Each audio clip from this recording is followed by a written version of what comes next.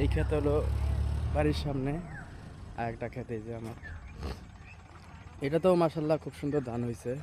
এবার আমার বুক পর্যন্ত হয়ে গেছে ধান উঁচা। এটাও আর একটা ক্ষেত, অনেক ধান দেখুন। এই সিজনে ধান সুন্দর হয়, কিন্তু পোকা ধরে প্রত্যেকবারই। এবার বিষটা স্প্রেটা আগে করানো হয়েছে, তাই এবার পোকা ধরে নাই। আর বৃষ্টি খুব, অনেক বৃষ্টি ছিল, ওয়েদার খুব ভালো ছিল। তেমন নিচে পানি আছে তো চাউল সুন্দর হইতেছে, তেমন বিষ লাগে না এবার। খুব সুন্দর মাসাল্লা ধান হয়েছে। আর এই ক্ষেত্রে আমার পাতলা হয়েছে, আর একটু ঘন হইলে ভালো হইতো। অনেক পাতলা পাতলা ধান হয়েছে, কিন্তু পাতলা ধানে আবার আয় করে বেশি, সোফা হয় মোটা মোটা।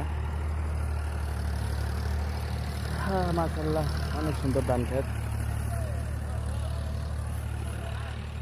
সবাই ভালো থাকবেন, আল্লাহ হাফেজ।